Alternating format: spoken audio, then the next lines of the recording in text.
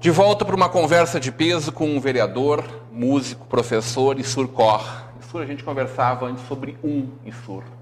Eu quero saber agora do filho do seu Nelson, que é um cara que vive política desde sempre muito, né? Vocês conversavam sobre política em casa? Te confesso que muito pouco, Rodrigo, da política que eu tenho vivido agora.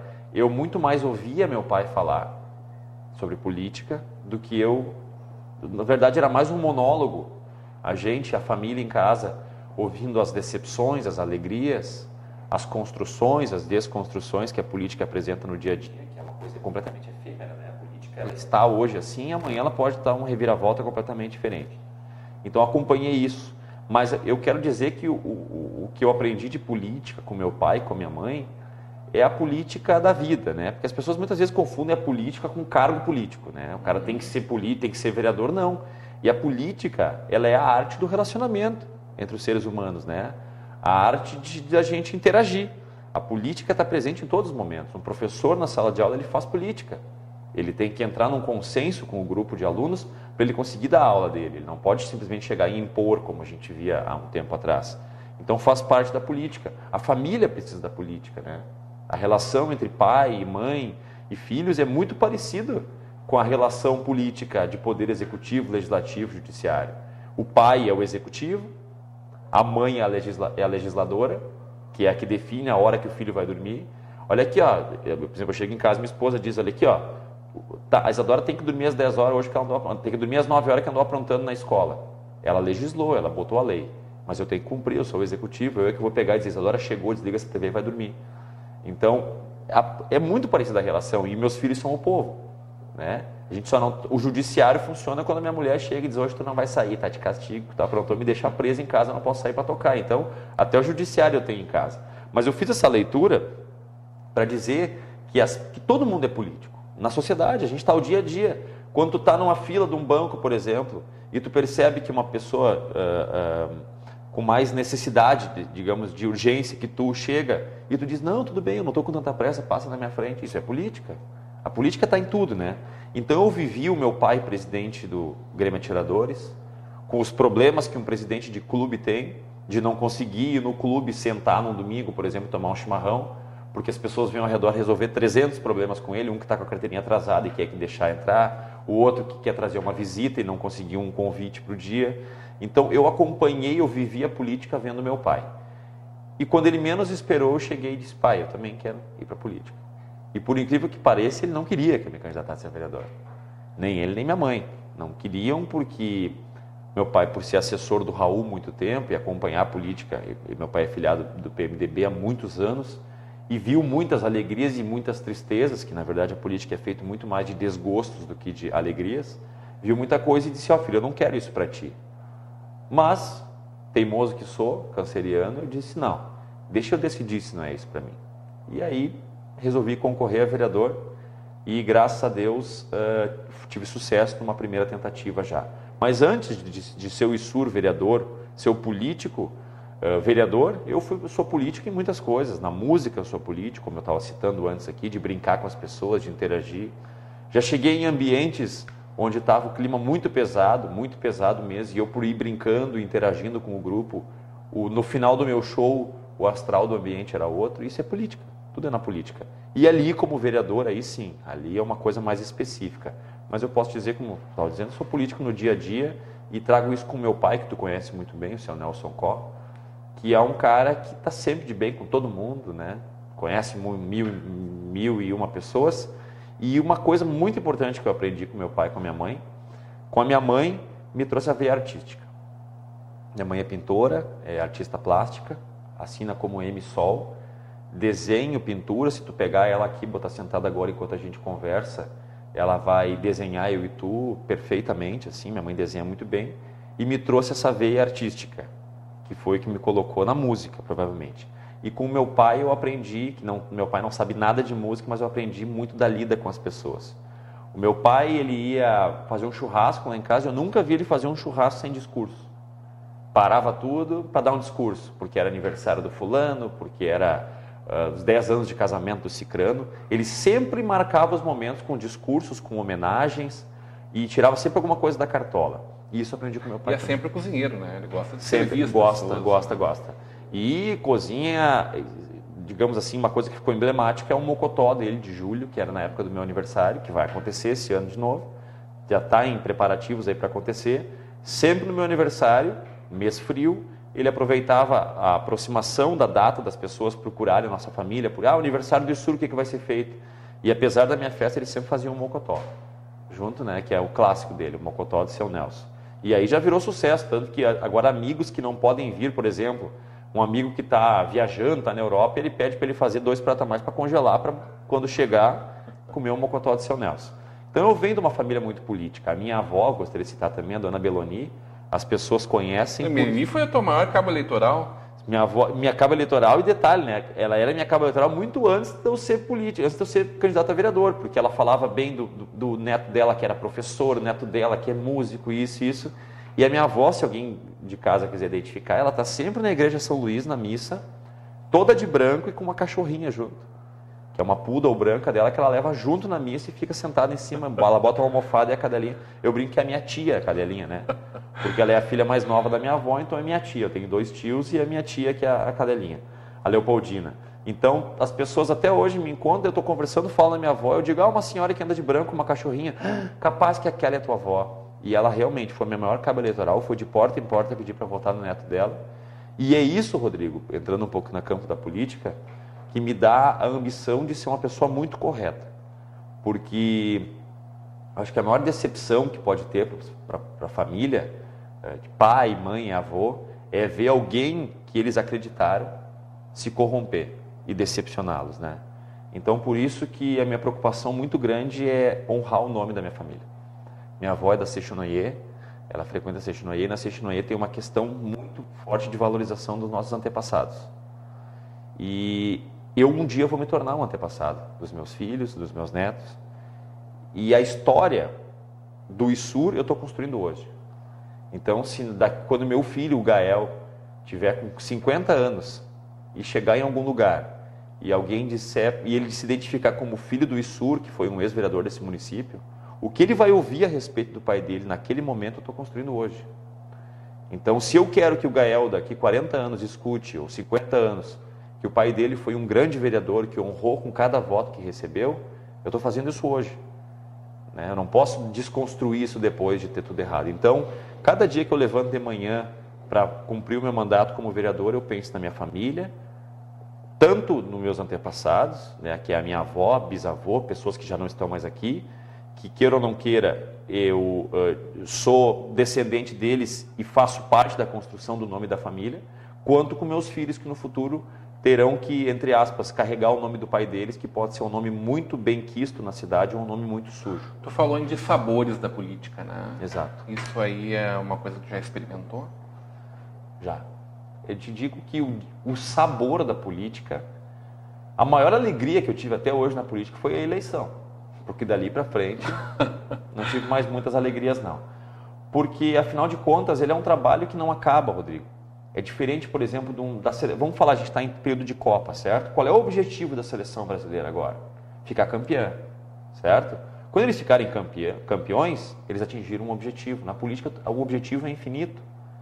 Eu não vou chegar um dia e vou dizer, olha, aqui acabou, encerrei tudo que eu queria fazer como vereador. Não, tu não encerra nunca. E isso é uma das coisas mais desgastantes que tem, por ser um trabalho incessante. E aí isso conta feriado, final de semana, não existe feriado final de semana para vereador. Pelo menos para quem quer fazer um trabalho sério. Por quê? Porque as pessoas continuam tendo seus problemas. As pessoas continuam tendo problemas de saúde, problemas de segurança, problemas de saneamento, e isso acontece independente do dia. Ou seja, encontram no buffet de domingo? No buffet de domingo, e as pessoas vão me trazer os seus problemas. E eu absorvo esses problemas também. Por quê? E aí eu vou falar com qualquer profissão, quando a gente, por exemplo, tu chega numa sexta-feira, Rodrigo, e tu tem 5 coisas para despachar até às 5 da tarde. Quando tu consegue resolver às 5, te dá uma sensação de dever cumprido, vou fechar meu escritório 5, 6 da tarde da sexta-feira e só vou pensar no meu trabalho de novo na segunda-feira.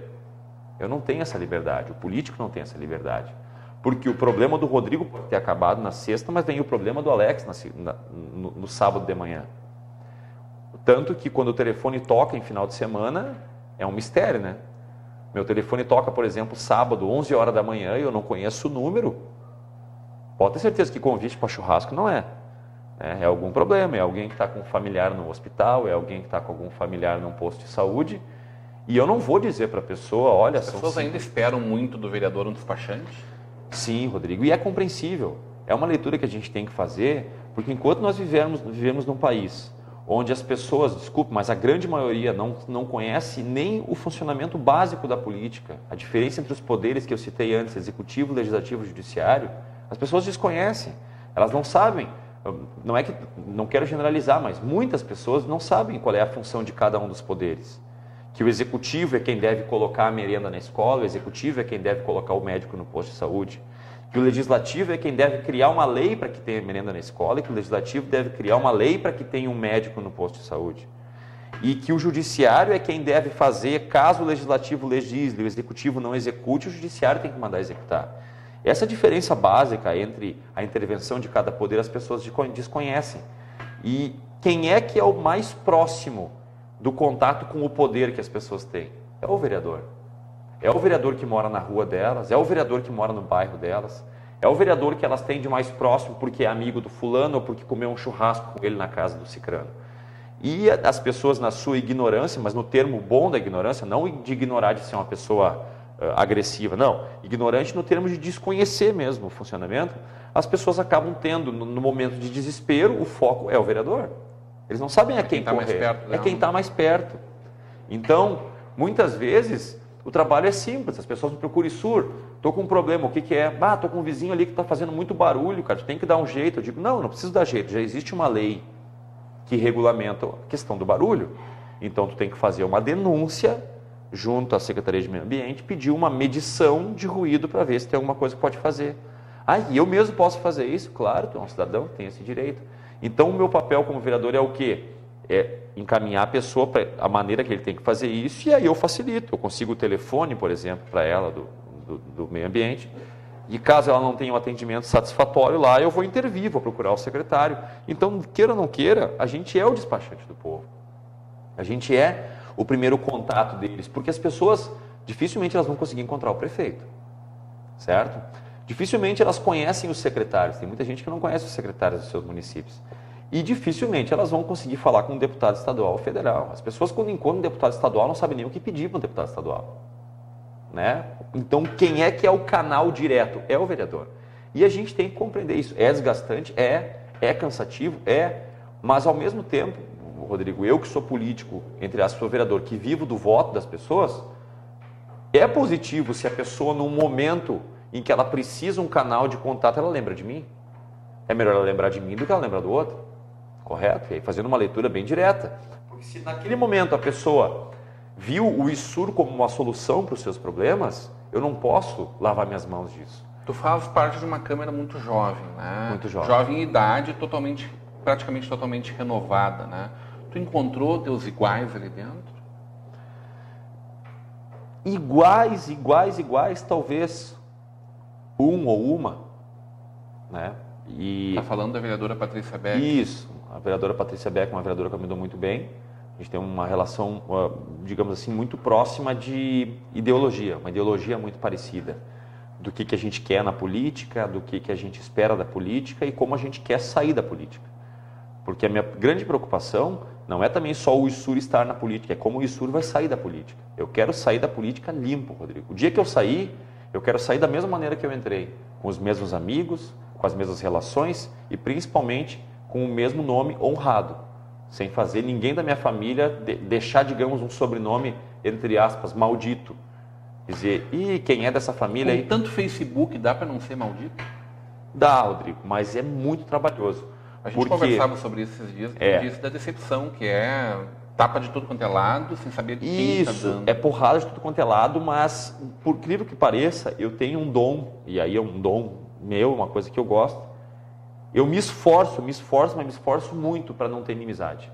Eu acho que quem está assistindo e tu me conhece, talvez a política tenha me trazido isso agora, pessoas que não gostam de mim. Por quê? Porque eu furunguei o cara que estava no espaço tal lá e estava tudo bem, eu fui lá denunciar alguma coisa e trouxe problemas para ele. Eu acho que a política me trouxe talvez inimizades, mas na minha vida eu nunca carreguei inimizade. E fiz o contrário, tem pessoas que, sabendo que tem alguém que não gosta delas, por exemplo, se afastam. Eu não, eu procurava me aproximar das pessoas que não gostavam de mim para saber por que não gostavam de mim. Tinha um bar que eu ia uma vez, até para citar um exemplo, eu toco muito na noite, né? E tinha um bar que o cara nunca queria que eu tocasse lá. Eu já tinha pedido várias vezes, ele dizia, não vou com a cara do Issur, não vou com a cara do Issur. Um dia eu fui lá. Cara, eu quero conversar contigo aí, queria entender por que tu não vai com a minha cara, cara. Sabe por que o cara não ia com a minha cara? Porque sei lá o que, se é prima, irmã, amiga dele, de longa data, uma vez, tinha dito para ele, aquele Issur lá é muito metido, sobe no palco e fala umas bobagens, acho que tem que ser o engraçadão lá. E aí, ela tinha dito, isso era a opinião dela, ela falou isso para ele e ele criou uma ideia de que não gostava de mim. Eu fui lá, conversei com ele, me apresentei, ele viu que não era nada disso. Então, eu sou uma pessoa com muita necessidade de aceitação. Isso eu acho que é um ponto negativo, ponto fraco meu. Eu tenho muito problema com a rejeição e com a crítica, né? Isso desde pequeno, de ser, por ter passado assim, eu era muito feio, mas muito feio mesmo. Na minha pré-adolescência, eu sei, mas agora eu estou tentando me ajeitar, boto uma roupinha um pouco melhor, né? O cara fica um pouco mais ajeitado.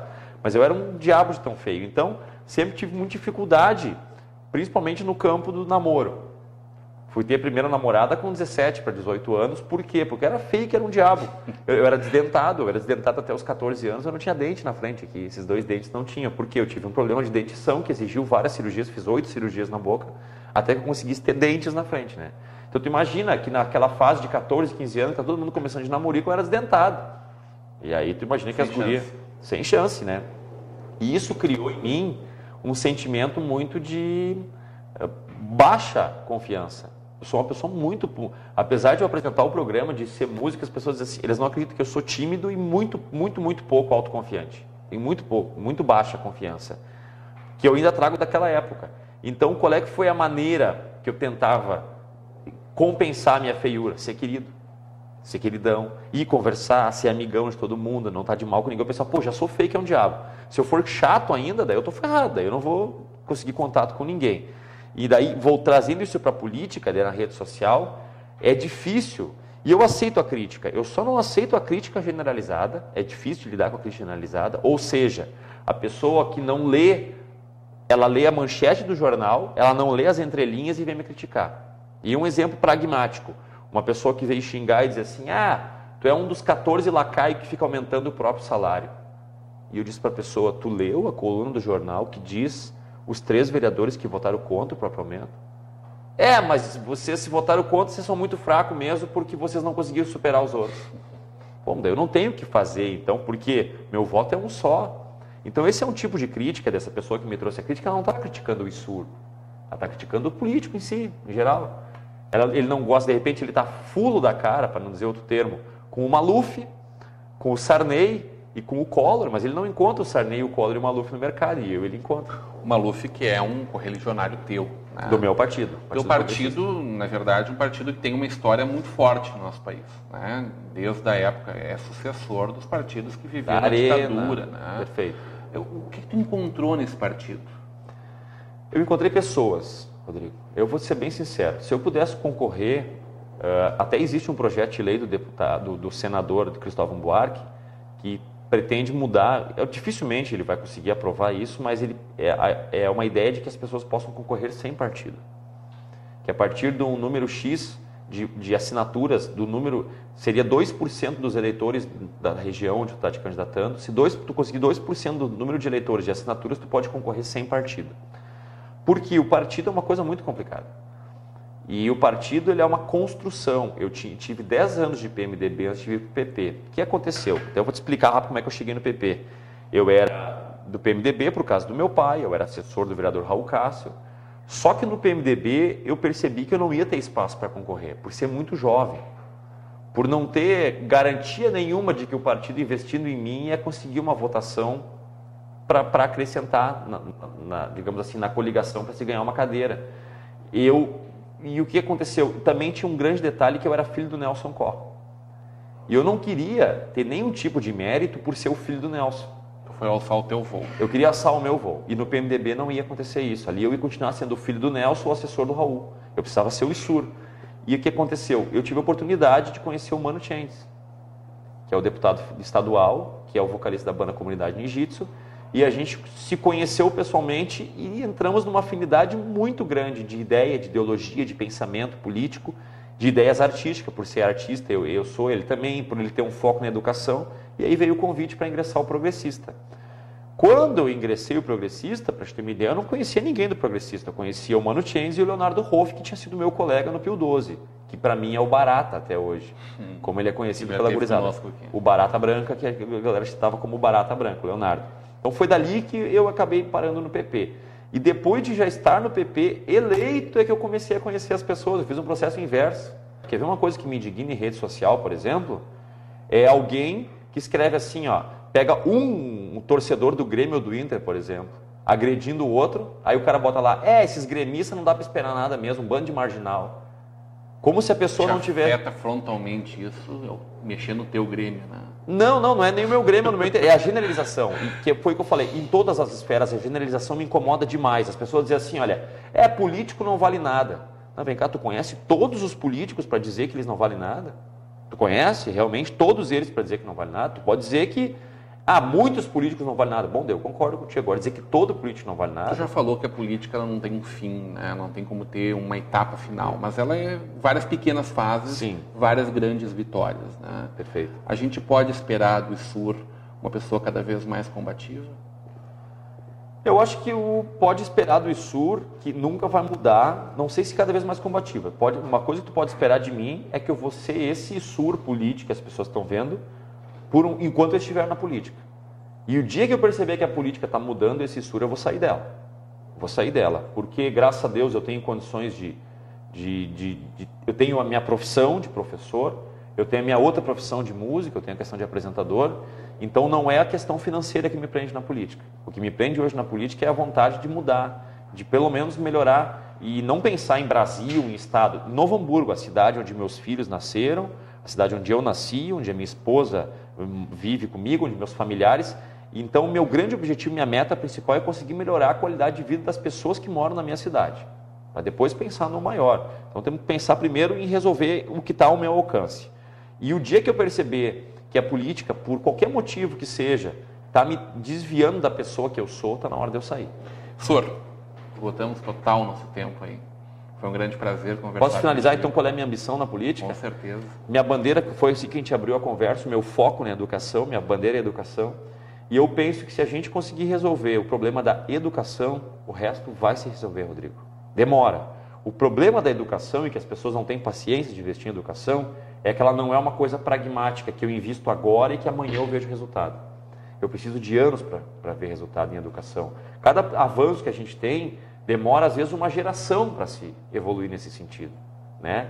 Mas é o único caminho. Se a gente investir em educação, a gente não vai precisar investir em presídios no futuro, a gente vai diminuir o problema de drogadição, a gente vai reduzir o problema de gravidez na adolescência, ou seja, o futuro do país está na educação. Por isso que eu peguei essa bandeira, vou brigar com ela e vou morrer abraçado nela. Eu permeio por saúde, por segurança, que são questões que a gente tem que remediar, mas a solução está na educação. Conversa de peso de hoje, conversou com vereador, músico, showman, apresentador, pai e marido. E gente, ISUR Cor. Gente, é muito bom. ISUR, prazer conversar contigo. Eu agradeço. A gente precisa retornar em seguida para voltar a falar bastante de ISUR, de Novo Hamburgo, de tudo que nos afeta. E com o violão junto na próxima, me cobra que eu trago o violão e a gente faz até uma música junto. Conversa de peso de hoje fica por aqui. Continue agora com a programação da nossa TV NH.